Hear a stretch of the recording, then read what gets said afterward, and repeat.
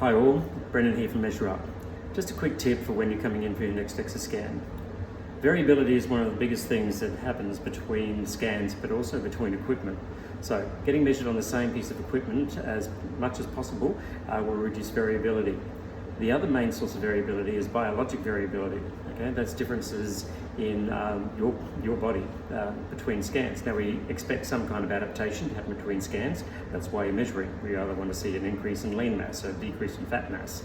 So some of the things to avoid and to reduce the variability is to prepare yourself properly for the scan.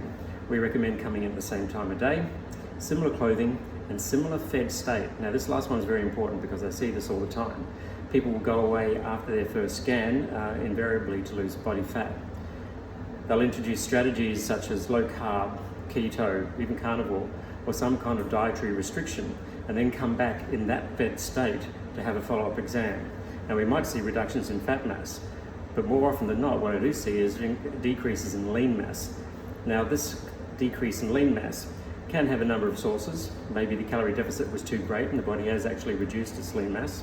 But one of the other things that I find very commonly is that people have come back in a glycogen or carb depleted state. And when DEXA measures you, it measures lean mass. Anything inside the muscle mass is counted basically as muscle or lean mass more accurately. That includes glycogen and water. So when we consume carbohydrate, everything's converted to glucose. Some of that glucose is transported to the muscle and stored intramuscularly as glycogen. Every gram of glycogen attaches to 3 molecules of water. So there's that component that DEXA measures as lean mass. Now, if you've come in a carb depleted state, i.e. depleting the glycogen out of your lean mass, out of your muscle, then we'll see a reduction in the lean mass score. Now, sometimes, depending on the size of that reduction, don't panic. It's simply a reduction in the glycogen content. And as soon as you reload the carbohydrate, that measure will then reflect a responding increase in lean mass.